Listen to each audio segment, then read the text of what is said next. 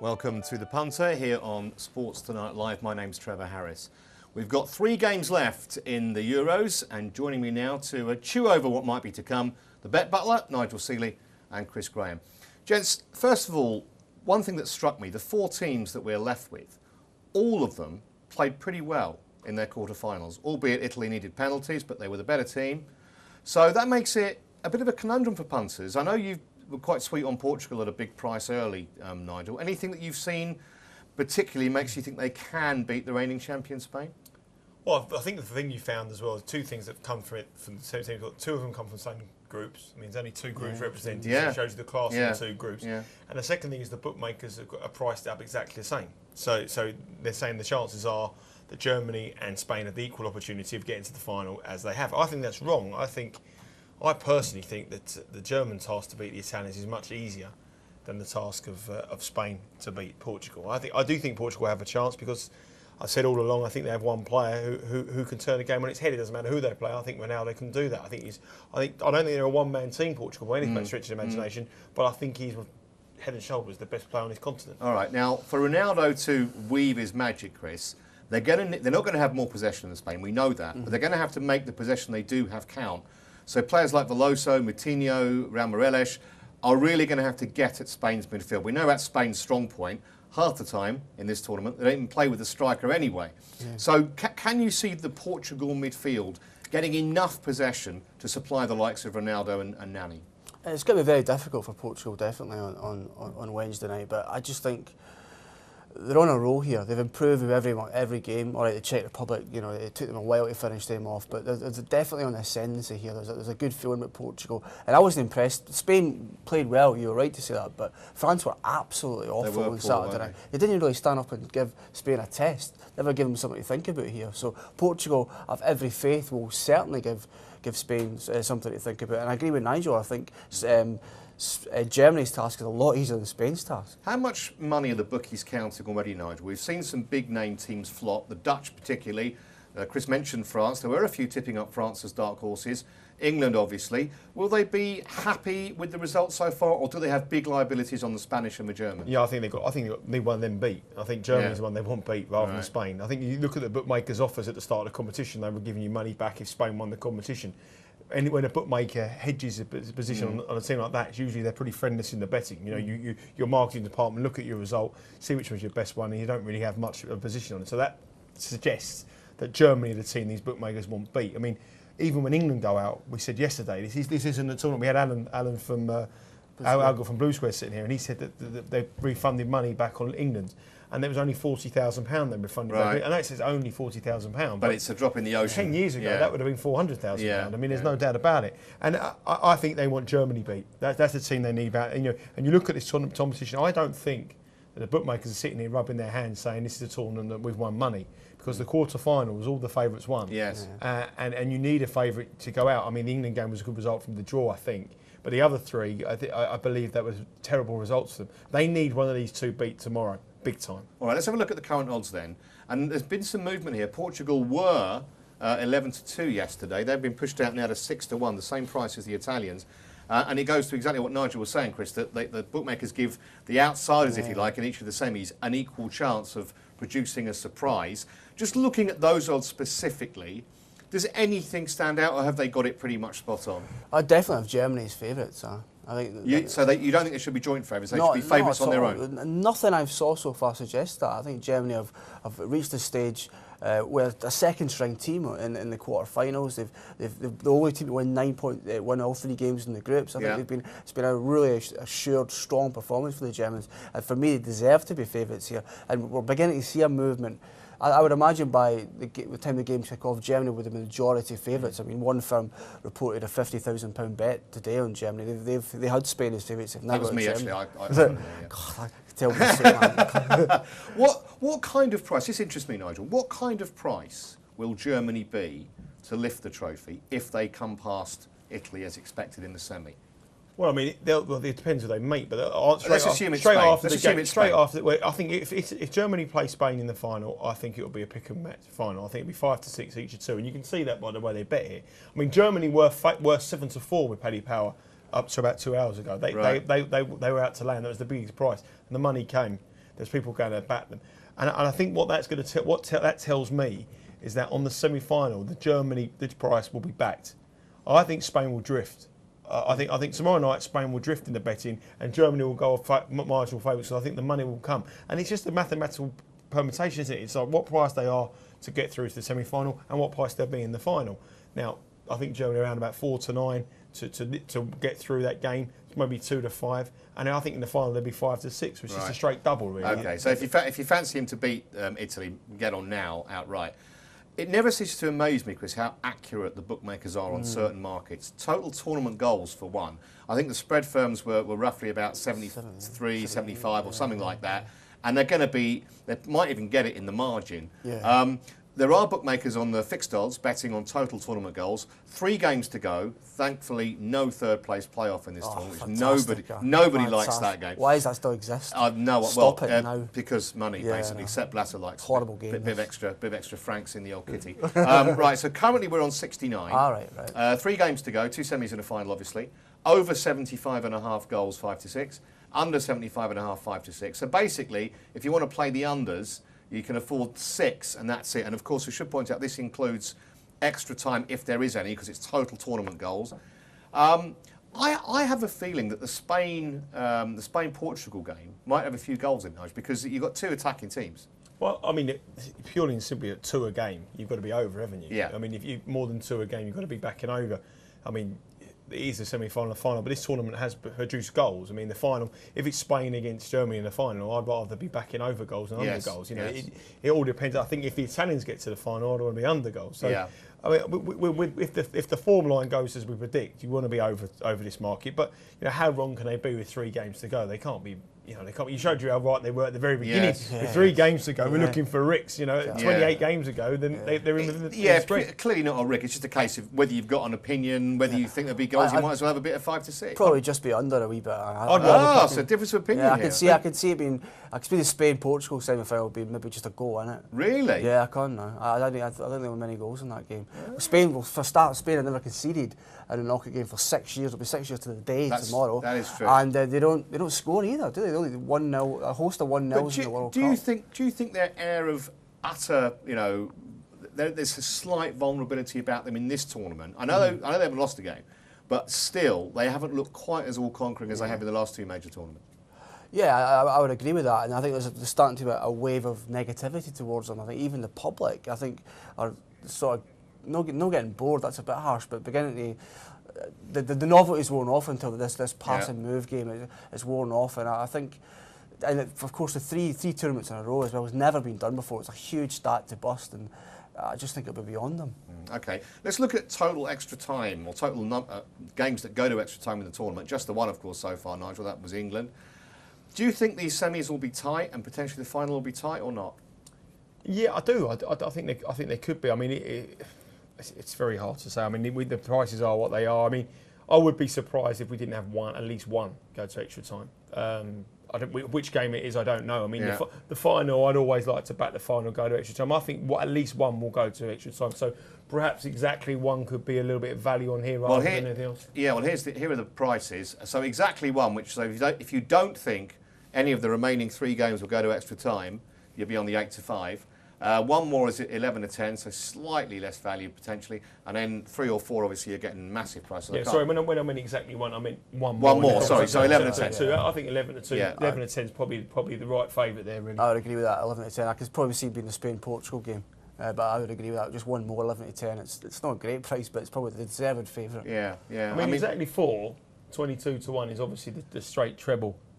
Draw, yes. and all 3 of the matches. Yeah. And I think if you're back the draw, I think you can get 5 to 2, 9 to 4, maybe 2 to 1. If you worked out the treble, you're much better off backing the treble than backing. Can you actually go into a bookmaker and do that treble? Because obviously they don't know who the final's going to be between when you put the bet on. You know what? You just have to do the double, and then if you've got the double up, have a bit more on the final. Right. So you just have the double. That works out much more value to do that. I mean. Than that. I mean, you look statistically wise in knockout stages in this competition. There are a lot of games that go to extra time, And I do think one of these semi-finals will go to it. And if it is the final we think, and maybe the bookmakers anticipate, is a big runner to go to extra time. If there is a shock finalist in it, and Germany are playing the Italians, Germany are playing Portugal, or Spain are playing the Italians, then maybe not. So I think 11-10. It's 45% of European Championship knockout games have went to extra time. That's not really held up so far in this competition. But if you think it will overall, well, you definitely be looking for 2 of the 3 at least to go to extra time. All right, we saw a nervy penalty shootout, of course, on Sunday night with England. Are we going to see another one? Maybe we are, if these games are going to be tight. There is a market on this. Currently, obviously, it stands at 1, and that is a big favourite that's going to remain the only penalty shootout in the tournament. Exactly 2, so in other words, 1 more from the 3 remaining games, 13-8. Or if you think that 2 or 3 of the remaining games are going to be penalties, then it's an 8-1 shot. Well, I think exactly 2 here, so i.e. 1 more for the competition is a decent bet at 13-8, because I haven't seen these prices, and I think I'd rather back that than 11-10 the game to go to extra time, because once games go to extra time, then it's always inevitable that it goes to a penalty shootout. So purely from a value purpose, I'd rather back the penalty shootout 1 more, so exactly 2 at 13-8, than take the 11-10 about the game going to penalties, because once they get there, so much at stake, especially in the semi-final and the final, that 30 minutes is going to be a non-event. So I'll be backing that rather than the 11-10. It's ironic, really. They scrapped the golden goal for that reason. It hasn't really helped, has it? Surely, if Germany-Italy goes to pens, Chris, there's only one winner, isn't there? Germany v Italy. Well, can Italy build on what they did on Sunday night, of course, but a wretched record in penalty shootouts before that. I think they'd won just 2 and 7.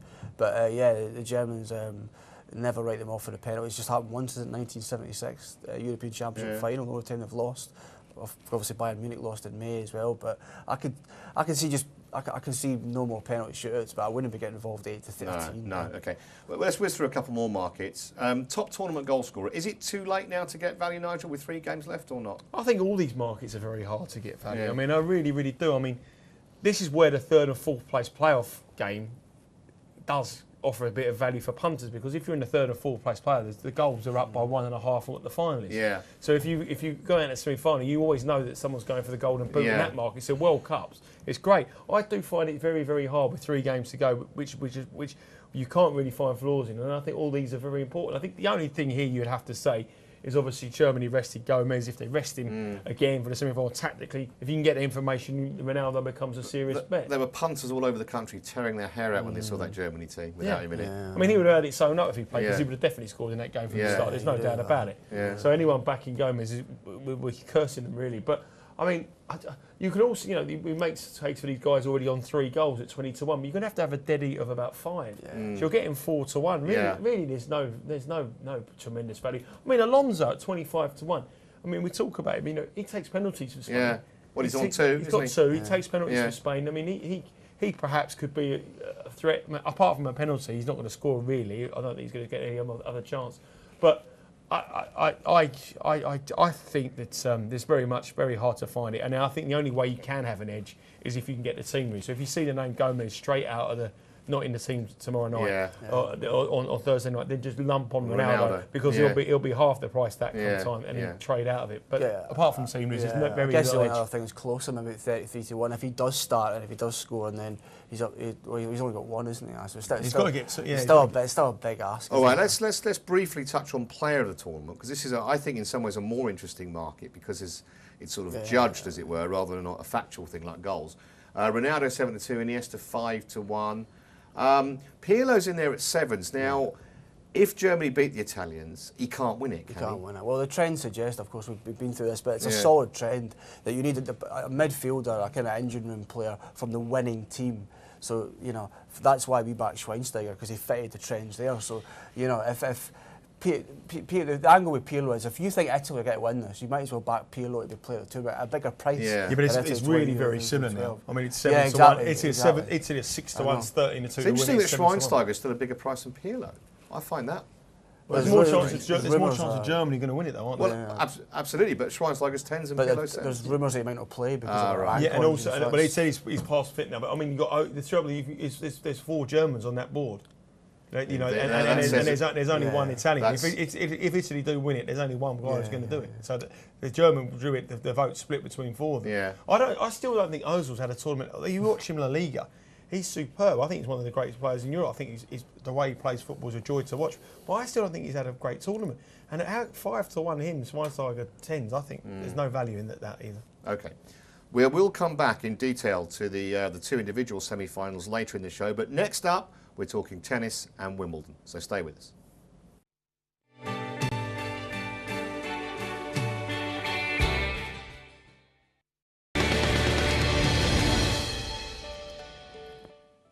Welcome back to The Punter. You're watching Sports Tonight Live. And we are going to talk tennis, because, of course, Wimbledon started yesterday. Andy Murray, by the way, just gone on court for his first round match. We're going to try and find you some value in the men's and women's outrights. Gents, I know particularly you, Nigel, are very sweet on the favourite in the men's singles. You're not normally known as a favourite backer, but you can't see past Djokovic. No, I think he's got a very, very easy draw. I mean, the top half of the draw opened up yesterday because Berdych got beat in his section. Berdych got beat by a guy called Ernest Gulbis, who's a very, very talented tennis player. Don't get me wrong, he's a good big price at 300 or so to progress far in this competition. A lot of talent, but temperament is gone. And I think temperament is 70% in tennis. I think it's. But Djokovic he played really well in the French Open. At stage he had Nadal on the ropes. You know, just when they had the rain delay comeback, he absolutely on his ropes. He's the defending champion. He has got the easiest draw you could possibly have. In the semi-finals, he's due to play Roger Federer. That is his first major test. He cannot not get to the semi-finals. Absolutely. He'll be 100 on every single game he plays till he gets about last 16 and maybe 25 on. And he cannot not fail to get to the semi-finals. The bottom half is full of very, very dangerous opposition. You've got Murray, you've got Nadal, and Murray's route is just, you couldn't pick a worse route he's got. And your fellow countryman is not playing particularly well, Chris, is he either? Well, I mean, these are warm-up games. I wouldn't read too much into it. I mean, he got to the French Open quarter-finals, just one round. You know, but I wouldn't be too harsh on him, really. I'll be honest. I think he's got a tougher. Well, he lost the first round at Queen's, didn't he? Having won the tournament the previous year. Yeah, like Nadal, his record at Queen's isn't very well. Isn't really that impressive either. So I wouldn't be too. I admit that he's got a tough task. I think he's got Kilic in the quarter-finals, who's playing really well at the moment. Won at Queen's and is exhibiting a lot of style just now, but I'm with Nadal here and outright. I just think, to talk about the gap, the 2011 gap between him and Djokovic, I think that's closing now. He won the French Open in breathless style. It was a joy to watch. I think he only dropped one set against Djokovic in the final. I mean, Nigel, you're saying he was on the ropes. I would say he maybe lost concentration with the rain delay. Football was on, that's why. Spain were playing exactly the time when the rain delay happened, that's why. But for me, he won it better than he did in 2011. Djokovic, I think he's lost 5 games already this year. He only lost 1 going into this tournament last year. So for me, the gap's closing, and the price of Nadal appeals to me much more than Djokovic. All right, let's have a quick look at the women's singles, because that's maybe a little bit more open than the men's. Well, it is more open. We saw Venus Williams get knocked out yesterday. Not too many saw that one coming. Where do you think the value is in the ladies' singles, Nigel? Well, I mean, Sharapova is a worthy favourite, but she hasn't won this competition since 2004. She's got everything mentally. I mean, she's the most toughest player on the circuit. She's got the game. She's come on the back of a French Open session on a less favoured service. This is where she wins. But I've said yesterday, I think there's a shock winner here. I just don't think that any of the players on there can win it. I mean, there's money around for Lee Na from some tennis shrewdies each way at 25. Former French Open champion. Yeah, but I think there's a 66 to 1 shot here. I think it's got a great chance. Mario Bartoli. She's up to number 8 in the world. Yeah. She's a former finalist at Wimbledon. She was out of her depth. She got beat by Henning, and Henning was absolutely at peak. No one had heard of her. She's had a really, really good season. She's had quite a good grass court campaign.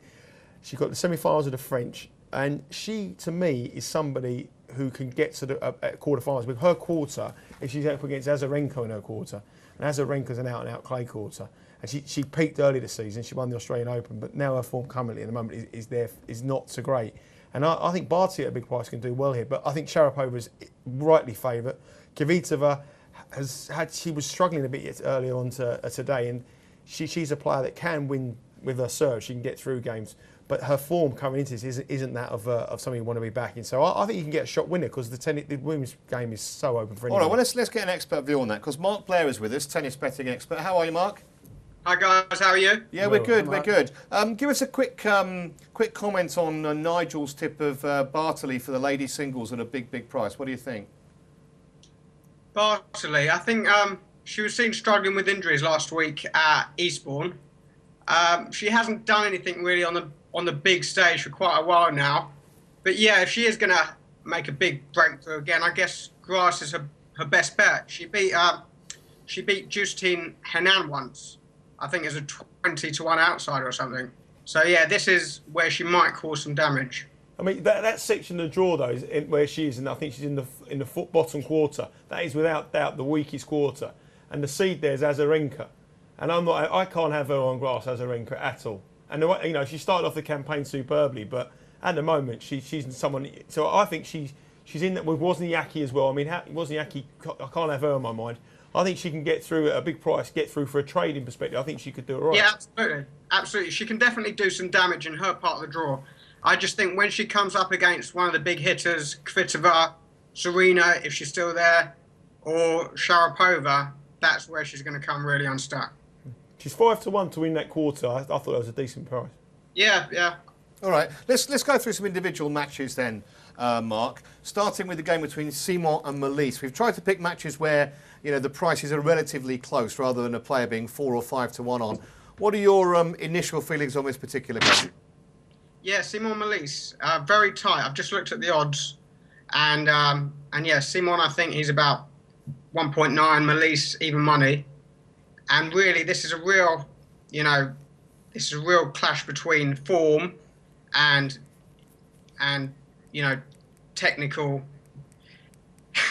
technique. And Simon, really, he's by far the better player, but he hasn't really done much tuning up on the grass recently. Melise won a lot of matches in Eastbourne and in the tune-up tournament in Holland. I'm not going to try and pronounce the name of that. No, don't worry.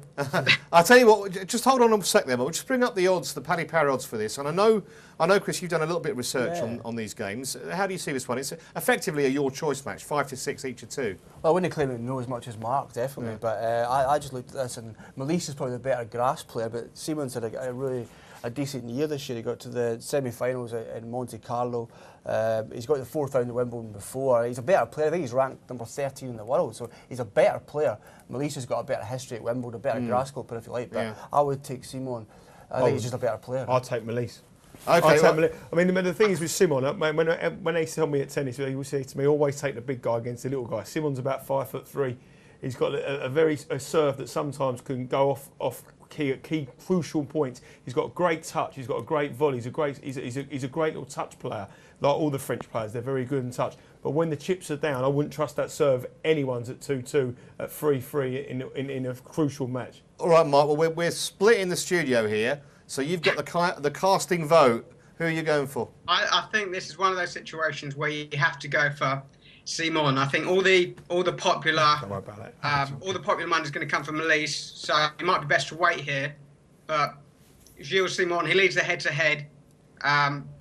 He beat him indoors, I think the last time they met in 2010. So yeah, I think you've got to try and resist the noise here and go for Simon. Okay, so Simon, 2-1 in the studio. I'm abstaining. Chardy versus Monaco is the next game to look at. Here are the prices: 4-6. Chardy's the favourite. Monaco's 11-10 against. Mark, do you go along with the layers here? Make Chardy a good thing or not? I can't actually believe the odds here. All right. Okay. I saw Chardy last week in Eastbourne. He was up against Roddick, and Chardy was just an unforced errors machine. Monaco, he's not known for being, even a hard court specialist, let alone a grass court player. But I think he's come on leaps and bounds this year, and this is really my pick of the day of the matches that you've selected. This is one where I'm going to be strong on Juan Monaco. Okay, let's get the studio view. Chris, first of all. I haven't checked any of his prices. I've Right. just done the research on the way here, and Right. I'm stunned his odds against. He's got the fourth round of the French. He's having his best ever season, really. He's back up to his joint highest ranking. Whereas Chardy just seems to be on the decline, really. He's not a grass court player. I think Monaco was his first ever win at Wimbledon yesterday. But saying that, the momentum is behind him. And like I say, he's having his best ever season, and odds against for that, I'll take that. Let's see if we can make it unanimous, Nigel. Are you going to? Well, he had a great result in the first round, beats countryman Leonardo Meyer, Yeah. which was a good result. It showed that he can play on the surface. I think one thing about these two is the tennis expert there will know, they're both absolute lunatics for trading in money. They can lose the plot like anything. This is a trader's paradise. Go on the exchanges, lay them both when they hit odds on, because they can implode at any time, both of these two. They are two absolute lunatics on the tennis court. You wouldn't trust them with any pound note, but my original bet will go with the outsider. But I guarantee you at some stage you'll be able to lay both of these at around about 1.6. All right, that's what we like. Self-invested arbitrage is always good. Let's move on to Becker versus Stepanek. I'll show you the odds for this game. And they are as follows. Becker 7-4, Stepanek 2-5. Can you find any arguments, Mark, to go with the outsider here at a price at 7-4? Well, he's definitely a lover of grass, Becker, and he's played a lot of tune-up tournaments. He even played the Nottingham Challenger, which is not even on the main tour. He won that. He beat Tursunov in the final. And then he went on to play the German tournament, Halle, and then in Holland last week. Stepanek, he's kind of coming to the end of his career. You know, I think he is a class above Becker in some ways. But yeah, Becker's very dangerous. I think Stepanek, I've just done my numbers here, I've got Stepanek about 72% to win the match. So yeah, maybe some slight value. 2-5 is 72%. Yeah, exactly. That is exactly. Yeah, there's no value whatsoever. Yeah. It's not something I'd jump on straight away, just because Becker, he really loves the grass, and Stepanek, in the early stages of Grand Slams, he can be a bit iffy. Okay, all right. Chris, any thoughts on this game? I would concur with that. I'm not surprised to see that price away. I thought out the 4 games, he was the one that I thought was the pick. He's a nasty little guy, Radek Stepanek. Let's be honest, he's had his clashes with Andy Murray in the past and Tipsarevic in the Davis Cup earlier this year. But he's a gritty player. He was a former top 10 player. He's still about 100 places above Becker in the rankings. Becker, the only thing I can think about Becker is he beat Agassi in his last ever game in the US Open in 2006. Stepanek, for me, a worthy odds-on favourite. All right, let's move on to the fourth game we've picked out. Mayer against Pechner, and the price is as follows. Mayer 4-6 favourite. Pechner just slight odds against at 11-10. I think Mark's just sorting his mic out. What do you make of this fourth and final one, Mark? You sound like a clanger there for me. Yeah, I've done all my notes here, folks. Mayer. Tricky one here, 2 Germans, so I suppose on the bright side, one of them will go out. Florian Mayer, he leads the head-to-head 2-0. 3-0. Any of those on grass or not? He once came back from 2 sets love down against Pechner in Melbourne, so he's definitely going to have that mental edge against Pechner, who is more known for his doubles. But Pechner does like the fast courts, definitely prefers it indoors. I mean, apart from the head-to-head and the whole mental side of things, my numbers make it pretty 50-50. So possibly, I'm going to do a double check overnight, but possibly some value on Pechner. When you say the head-to-head 3-0, any of those on grass, Mark, or on hard surfaces? Well, yeah, Mayer won in Melbourne, which was outdoor hards, quite slow, and I think one of them was on clay and the other was on indoor hard. Okay. Chris? Both of them had very impressive stats in their first matches. So yeah, I'm not sure here. Possibly some small value on Pechner. All right. Chris, any views on this one? Very tight, this game. I had Mayer just at perhaps like a 4-6 favourite. So the odds were probably as I expected. Got the quarterfinals 8 years ago. He'd beaten Nadal in a sort of tier 2, tier 3 event last year. He would be the pick out of 2, but it's not a game that would get my punting juices flowing.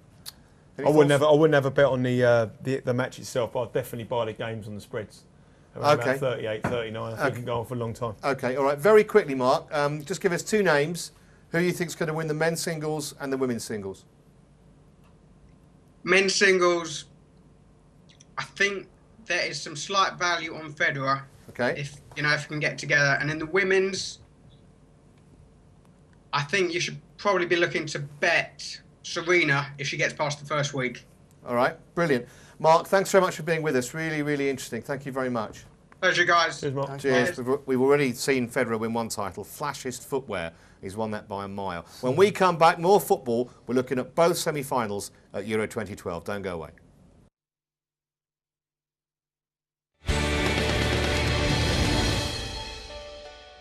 Welcome back. You're watching Sports Tonight Live. Now, here on the Punter, we're concentrating on football again. The big game tomorrow night, the first semi-final Euro 2012, brings together the defending champion Spain and Portugal, who certainly you were very sweet on pre-tournament at a big price. 20s they were, I think, before a ball was kicked each way. So one game away from copping, so to speak. There are the match prices, 7-4. This is to go through, by the way, not 90-minute prices. 7-4 Portugal and 4-9 Spain. No real surprise, Spain are big odds on, Nigel. What do you think Portugal have to do to spring the surprise here? Well, I think they've just got to get the ball to Ronaldo and tell Ronaldo to take him on what he does week in and week out in the league against the same players. No, I think it's as simple as that. I mean, you take the ball to your wingers, run at them at pace, make sure you make their fullbacks defend rather than attack. And if you've got two massively strong wingers and pacey wingers, that's where you've got the root of the problem's going to be. I mean, the thing is, Ronaldo's so strong in the air, they haven't got really much at the back. I mean, Piqué's pretty strong, but Puyol's the big influence there. No one's really got it, Spanish side. They've been there or thereabouts. Italy had a good go at them for one half, the first half in their game, scored a goal. But, I mean, everyone's telling me to lay off my bet. Everyone's saying to me, yeah, you should get out of it, you get out of it. You know, I only get out of positions when I think they're value. And I think the value's going in again on Portugal. I don't think the goal between these sides is as strong as that. I really, really don't. Especially what I've seen so far. On history, on the Spanish, they are the world champions, the European championships, yeah. But on this tournament, I don't think they're 7-4. I actually commentated, Chris, on a friendly between these teams. It was only 8 months ago. Yes, it was a friendly. Portugal won 4-0. It was in Lisbon, so obviously home advantage.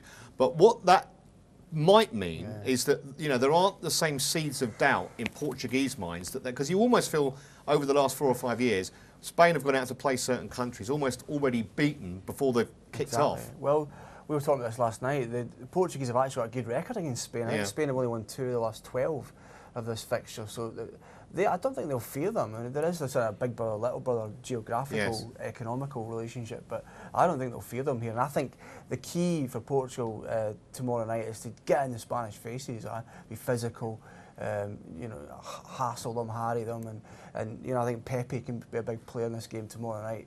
I think he's been had a fantastic tournament. He scored, he nearly scored against Germany in the first game. I think he could be a pivotal player in this, and I agree with Nigel. I think 72 to 90 minutes is a fantastic price. Interesting, Nigel, that there's been a slight easing in Spain's price on the 90-minute market over the last 24 hours or so, and that trend may well continue tomorrow. Well, all these bets are basically money in Asia. And there will be a move tomorrow on Portugal plus half a goal. Right. I know that. So you're saying as they get the draw? Yeah. So basically you get the draw as well. So it's 10-11 Spain to win it, 11-10 Portugal to draw, and there will be money for that. I know that was definite. So Spain will drift. There is absolutely no doubt about it. Spain will go off this game. They're even money, maybe even odds against. I'm 100% convinced of that. And the money will come for Portugal tomorrow. I just think this Spain's style, they've been very cocksure themselves by not playing a forward. Yeah. And I think that could really, their team night tomorrow is crucial. If they go there with these sort of players, this is a top European side. It is a top team. And I think they're a better team. I think Portugal I think they're the most complete team in this competition. I think they've got a very strong defence. They've got creative midfield players. And they've got one player. The only thing they haven't got is a out-and-out centre forward. But Ronaldo is your everywhere. He gets you goals and everything. I get exactly what Nigel's saying, Chris, but if he's right and if Spain do start drifting tomorrow, at what point does Spain become a value bet? That's a good question. I would say 5-4? No, not for me. I think 11-8 was when I would back them at 11-8. So would I. Yeah. I think they'll go sort of like I think they'll start off the game around about even money with the fixed paddy power. Okay. I think on the betting exchange they'll be around about 204, 206. I don't think they're going to hit 11. So 21 to 20 in fixed odds. I think that's the kind of price they will be. Right. But there will be. I do believe they will go off. They will go off a lot bigger than what they are today. Well, what saying about Nigel says they're the complete team, and that's backed up on the fact that they've had the same 11 for the whole of the tournament. Yeah, really, and they are the team, haven't they? Started off the game, and don't forget, when they played Germany in that game. They were the better side in the second half, much the better side. They were all over them. They hit the bar, they hit the post, and they had chance after chance after chance. Ronaldo missed sitter after sitter after sitter in 2 games. If he had put away his chance then and had the confidence he's got now, you'll be sitting here saying that this team have beaten Germany. They hammered Denmark. They are a real bet for this tomorrow. All right, let's have a look at the market on the method of victory. because of course these markets very much in play now that extra time's a possibility. So Portugal, extra time 13-1, if you fancy that. Penalties 9-1. It's really interesting that those extra time prices are bigger, or certainly for Portugal, is bigger than the penalties price. Interesting that Spain isn't, probably because the layers think that Spain are favourites to score in extra time, which I'm not completely convinced about. Do we think it's going to be a really close game, Nigel? Is it worth looking at any of these markets? I think it could be quite an open match. I fancy a few goals. I do too. I know Chris doesn't. I think you've got two teams who've got, they only know one way of playing football, and that's to attack. And even Portugal as well. It all depends really. We know you can expect from Spain, it's about what Portugal do. I think if you play Spain at their own game, sometimes you can get taken apart. But I think with the pace they've got, the only doubt for me is the Postiga out and the replacement they've got. Is that a big miss though? You should see, Almeida's probably no better. You should have seen Almeida when he came with them two headers. I mean, I never thought I'd be sitting here saying Postiga was a miss. Bring back Helder. That bloke is. I mean, if they had one centre forward like the Germans have, like a Gomez or a Closer, Portugal would be the better. But I personally think the best bet is just to back them in the 90 minutes. Okay, right. We're going to show the over-unders in a minute, Chris. So make the case then for there being very few goals in this game. Well, I think it'll be an open game, like you boys are saying. But I mean, Portugal struggled to score against the Czech Republic, scored just once. Spain faffed about, if you like, against Croatia in the third game. Spain don't score many goals in the knockout, just like the World Cup. There's a host of 1-0s leading up to it. They don't concede many either. Like I say, they've not conceded a goal in a knockout game for 6 years. It'll be 6 years to the day tomorrow. So there's a whole lot of theory and stats behind the fact that I'd be playing at unders here. Right? Okay, well the unders. So you under what? Under 1.5 at 13-8? Yeah. You could not back under 2.5 goals in this game at all, Chris, at 4-9. That's a shorter price than England Italy. Yeah, it's about the same. But it's no value whatsoever. I wouldn't back under 2. No, but what I'm saying is, how can you turn around and say here that under 2.5 goals in this game is a shorter price than England Italy? When everyone was saying it's going to go extra time penalties, we knew what we were going to expect from England, we knew the Italians were going to break them down. That has got to be a massive price. I agree, and I hadn't saw the prices to be fair, but my opinion is that will be a close game. Well, maybe we should go the other way, Nigel. Maybe we should go 13-8. It's a rotten price. That's you're the right, shortest price under 2.5 goals in the whole competition, and you've got arguably two of the teams that have got have got the best player in the competition, in my opinion. You've got the best creative midfield player in my opinion. They've got goals. The last game was 4-0.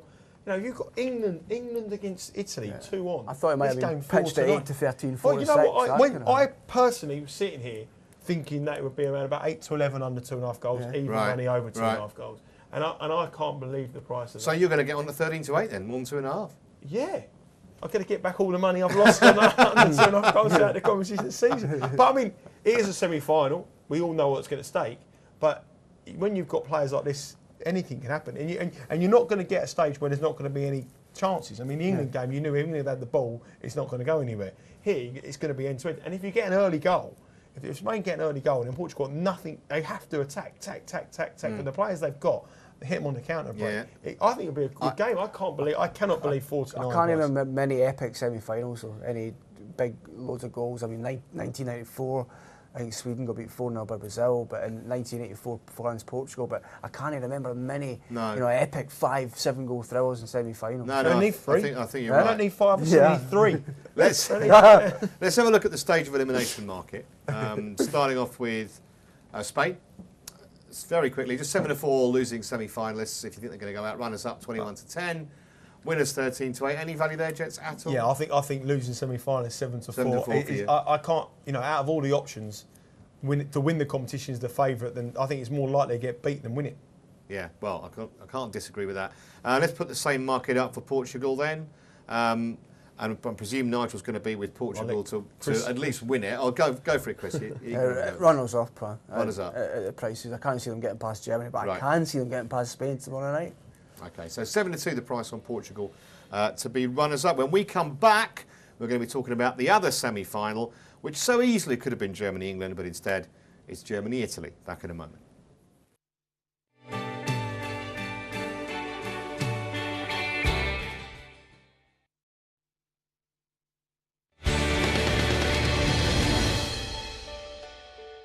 Welcome back to the final part of The Punter.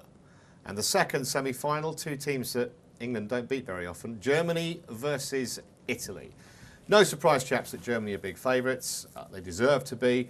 I was pretty impressed with Italy, though, against England. I know they didn't score in 120 minutes, but they were clearly the better team. Pirlo was superb. I don't imagine he's going to get quite as much time, though, Chris, against Germany as he did against England. Yeah, absolutely. I mean, he had time to, write a book on Sunday when he wasn't getting pressed at all. But yeah, no, Italy, for me, it was two workmanlike sides on Sunday night, to be honest. I think this is, like I've always said, it's the weakest England side for 20 years since Euro '92. I posed Italy completely in all the markets in this tournament. I'm out of profit, I get that, but they still haven't dazzled me by any sense of imagination. I think Germany will thunder past them on Thursday night, and I think they're worthy favourites, and it's still a price at 90 minutes. 4-9 to qualify. Nigel, Italy 7-4. The layers don't rate the Italians' chances at all. Well, this is exactly the price. Every price you're going to put up is going to be exactly the same as the last game. Now, I'm telling you now, I think that Germany should be a lot shorter priced than Spain. I do. I mean, I know the Italians have absolutely hammered England. Pirlo had the ball. He was fantastic, and he was allowed to do it. But I think you can get any midfield player and give him that time, and he can ping pass around any quality. Apart from Parker, probably. No, but I mean, a top quality midfield player. Given a we don't have world class player like that time of play, he could dictate the game. And the thing for me for Italy is how many times did they Balotelli? How many one-on-ones did he have against England? He had 4. The mess with Cassano. You miss a chance like this against Germany, they will go down the other. They could miss 5 of them. They know they're not going to score. You start missing chances like that against the German side, and they have the luxury of a 48-hour rest. They have the luxury of resting their 3 most attacking-minded players that can bring back.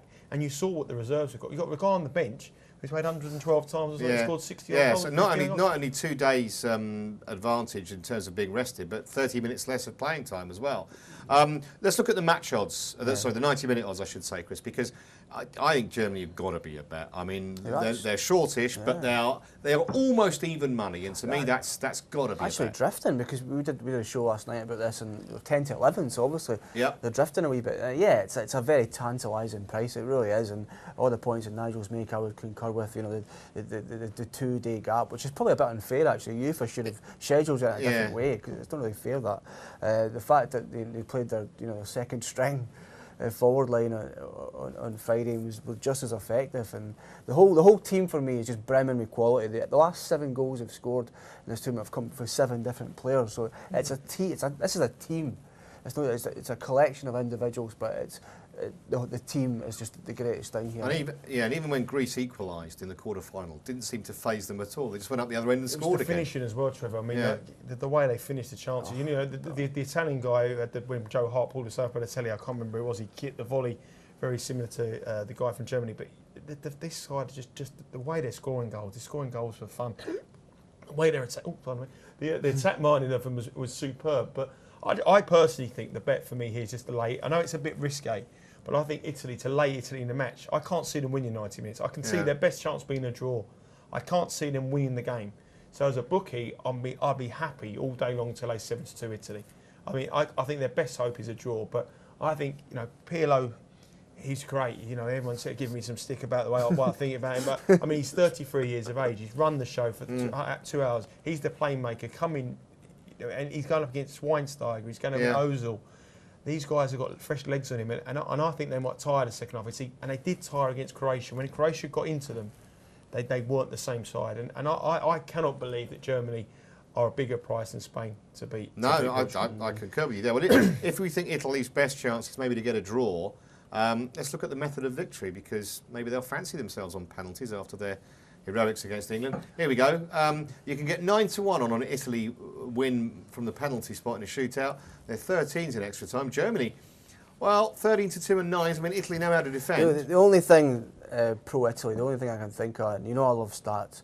The stats scream Italy. They really do. Apparently, Italy have never lost a competitive game. No, they haven't. Germany, that is true. A staggering statistic. But as Henry Ford said, history is bunk. Well, we saw that. The stats have went against the stats in this tournament, if that makes sense. Yes. We saw the Spaniards beating France. We saw England beating Sweden. So the stats have been taking a pounding here, which is sad for me, who love stats. But Italy's semi-final record is played 10, won 8, lost 2. So they really left themselves in semi-finals historically. But I just think this is this is a bridge too far against a wonderful side. Does Italy's kind of tournament pedigree not worry you a touch? Because in 2006, they were certainly not the best side in that tournament, and they ended up lifting the World Cup. Well, they're playing a team who's got no tournament pedigree, aren't they? Germany. So yeah, it should really worry me. I mean, these Germans they don't know how to do anything, do they? But they both have great. Yeah, I mean, I'm joking, obviously, but I mean, obviously, these two teams know how to win, and they won 4 World Cups. And was it Germany won? Was it the 3 World Cups? The Germans.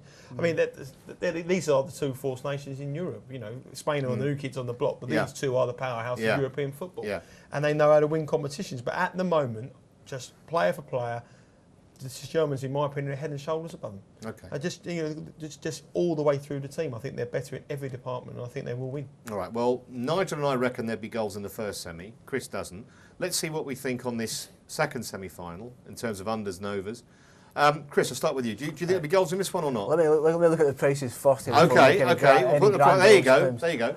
Well, I would have went 2-0 Germany, so I went under 2.5, but 4-7 makes no appeal at all. So if I was having a bet in this particular market, it would be over 2.5, 5-4. Maybe, I mean, you couldn't completely rule out Germany hosing up here and winning by 3. Because they do keep coming. They don't settle for a winning scoreline, do they? They're a wonderful, vicious side, and they can really make a fool of Italy on Thursday night. So, yeah. My gut instinct is under 2.5, but we're here to talk about prices and betting, and 4-7 is far too short. So I'll look at the 5-4. You look at the games they played. Like Greece scored 2 against them. If anyone, Greece, it gives the Italians confidence. You know, you've got Holland scored against them. You know, obviously, and the Portuguese apart from hitting them, every team they've had chances. Jurgi Löw's sort of philosophy seems to be like, you score 2, we'll score 3. Well, that's it. So that's why I still think the overs. I think we could be in for a buck of the trend. I mean, we said about statistics out the window. I think these could be 2 very entertaining semi-finals.